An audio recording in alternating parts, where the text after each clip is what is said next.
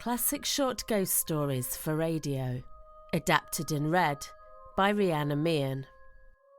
The Telltale Heart by Edgar Allan Poe. True. Nervous. Very, very dreadfully nervous I'd been, and am. But why will you say that I'm mad? The disease had sharpened my senses, not destroyed, not dulled them. Above all was the sense of hearing acute. I heard all things in the heaven and in the earth. I heard many things in hell. How then am I mad? Hearken and observe how healthily, how calmly I can tell you the whole story. It is impossible to say how the first idea entered my brain, but once conceived, it haunted me day and night. Object? There was none. Passion? There was none. I loved the old man. He had never wronged me. He had never given me insult. For his gold I had no desire. I think it was his eye. Yes, it was that. He had the eye of a vulture, a pale blue eye with a film over it. Whenever it fell upon me, my blood ran cold. And so, by degrees, very gradually, I made up my mind to take the life of the old man and thus rid myself of the eye forever. Now this is the point. You fancy me mad. Madmen know nothing. But you should have seen me. You should have seen how wisely I proceeded. With what caution, with what foresight I went to work. I was never kinder to the old man than during the week before I killed him. Every night, about midnight, I turned the latch of his door and opened it. Oh, so gently. And then, when I had made the opening sufficient for my head, I put in a dark lantern, all closed so that no light shone out, and then I thrust in my head. Oh, you would have laughed to see how cunningly I thrust it in. I moved it slowly, very, very slowly, so that I might not disturb the old man's sleep. It took me an hour to place my whole head within the opening so far that I could see him as he laid upon his bed. Ha! Would a madman have been so wise as this? And then, when my head was well in the room, I undid the lantern cautiously, oh so cautiously, for the hinges creaked. I undid it just so much that a single thin ray fell upon the vulture eye. And this I did for 7 long nights. Every night, just at midnight. But I found the eye was always closed. And so it was impossible to do the work, for it was not the old man who vexed me, but his evil eye. And every morning when the day broke, I went boldly into the chamber and spoke courageously to him, calling him by his name in a hearty tone, and inquiring how he had passed the night. So you see, he would have been a very profound old man indeed to suspect that every night, just at 12, I looked in upon him while he slept. Upon the 8th night, I was more than usually cautious in opening the door. A watcher's minute hand moves more quickly than mine did. Never before that night had I felt the extent of my own powers, of my sagacity. I could scarcely contain my feelings of triumph. To think that there I was, opening the door, little by little, and he not even to dream of my secret deeds or thoughts. I fairly chuckled at the idea, and perhaps he heard me, for he moved on the bed suddenly, as if startled. Now you may think that I drew back, but no. His room was as black as pitch with the thick darkness, for the shutters were closed and fastened through fear of robbers. And so I knew that he could not see the opening of the door, and I kept pushing it on. Steadily, steadily.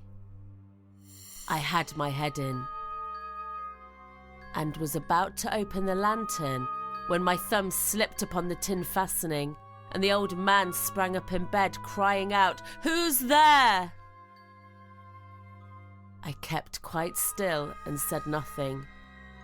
For a whole hour, I did not move a muscle, and in the meantime, I did not hear him lie down. He was still sitting up in the bed, listening, just as I have done night after night, hearkening to the death watches in the wall. Presently, I heard a slight groan. It was not the groan of pain or grief. It was the low, stifled sound that arises from the bottom of the soul when overcharged with terror.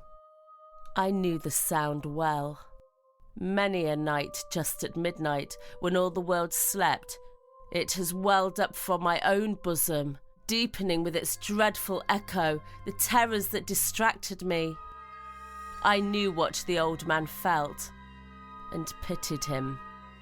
Although I chuckled at heart, I knew that he'd been lying awake ever since the first slight noise.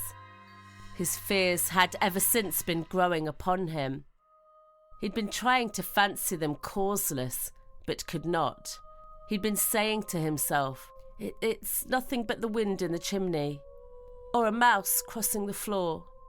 Oh, it's merely a cricket that's made a single chirp." Yes, he had been trying to comfort himself with these suppositions, but he had found all in vain, because death, in approaching him, had stalked with its black shadow before him. And it was the mournful influence of the unperceived shadow that caused him to feel, although he neither saw nor heard, to feel the presence of my head within the room.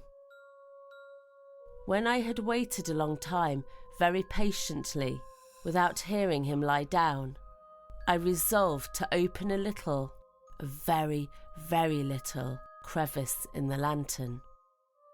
You cannot imagine how stealthily, until, at length, a simple dim ray, like the thread of a spider, shot out from the crevice and fell full upon the vulture eye. It was open, wide open, and I grew furious as I gazed upon it. I saw it with perfect distinctness, a dull blue with a hideous veil over it that chilled the very marrow in my bones. But I could see nothing else of the old man's face or person, for I had directed the ray as if by instinct precisely upon the damned spot. And have I not told you that what you mistake for madness is but over-acuteness of the senses? Then came to my ears a low, dull, quick sound, such as a watch makes when enveloped in cotton. I knew that sound well too. It was the beating of the old man's heart. It increased my fury as the beating of a drum stimulates the soldier into courage. But even yet I refrained and kept still. I scarcely breathed. I held the lantern motionless. How steadily I could maintain the ray upon the eye. Meanwhile, the hellish tattoo of the heart increased. It grew quicker and quicker and louder every instant. The old man's terror must have been extreme. I have told you that I am nervous, and so I am.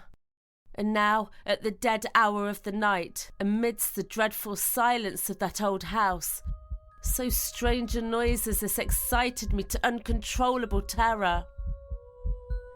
Yet, for some minutes longer, I refrained and stood still. But the beating grew louder. I thought the heart must burst, and now a new anxiety seized me. The sound would be heard by a neighbour. The old man's hour had come. With a loud yell, I threw open the lantern and leapt into the room. He shrieked once, only once. In an instant, I dragged him to the floor and pulled the heavy bed over him. I then smiled gaily to find the deed done. But for many minutes, the heart beat on with a muffled sound. At length, it ceased. The old man was dead. I removed the bed and examined the corpse. I placed my hand upon the heart and held it there many minutes. There was no pulsation. His eye would trouble me no more. If still you think me mad, you will think so no longer when I describe the wise precautions I took for the concealment of the body. The night waned and I worked hastily, but in silence. First of all, I dismembered the corpse.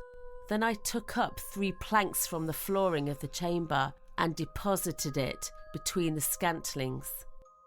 I then replaced the boards so cleverly, so cunningly, that no human eye, not even his, could have detected anything wrong.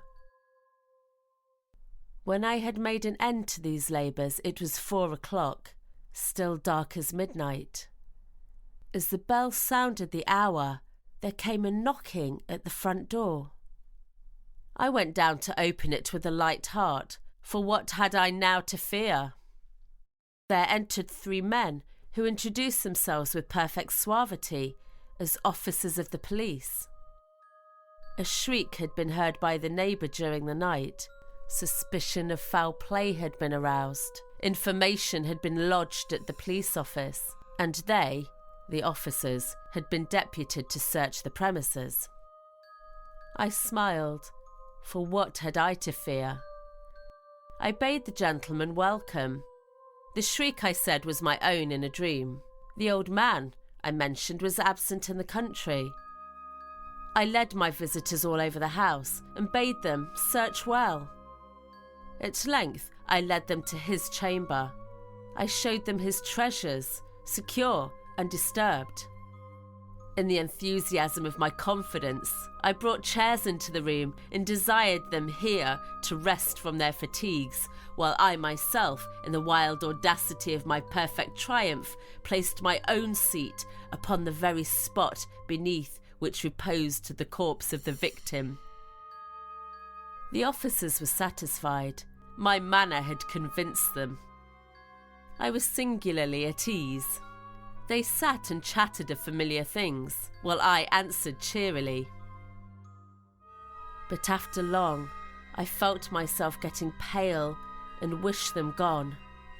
My head ached, and there was a ringing in my ears, but still they sat and chattered. The ringing became more distinct. I talked more freely to get rid of the feeling, but it continued and gained definiteness until at length I found the noise was not within my ears. No doubt I now grew very pale, but I talked more fluently with a heightened voice. Yet the sound increased. What could I do? It was a low, dull, quick sound, much like the sound a watch makes when enveloped in cotton. I gasped for breath, and yet the officers heard it not. I talked more quickly, more vehemently, but the noise steadily increased. I arose and argued about trifles in a high key and with violent gesticulations, but the noise steadily increased. Why would they not be gone? I paced the floor to and fro with heavy strides, as if excited to fury by the observations of the men. But the noise steadily increased. Oh God, what could I do? I foamed, I raved, I swore. I swung the chair upon which I had been sitting and grated it upon the boards, but the noise arose over it all and continually increased. It grew louder, Louder, louder, and still the men chattered pleasantly and smiled. Was it possible they heard not? God, no, no, they heard, they suspected, they knew. They were making a mockery of my horror. I thought, anything is better than this agony. Anything is more tolerable than this derision. I could bear those hypocritical smiles no longer. I felt that I must scream or die. And now, again, hark! Louder! Louder! Louder! Villains! I shrieked. Dissemble no more. I admit the deed. Tear up the planks. Here! Here! It is the beating of his hideous heart.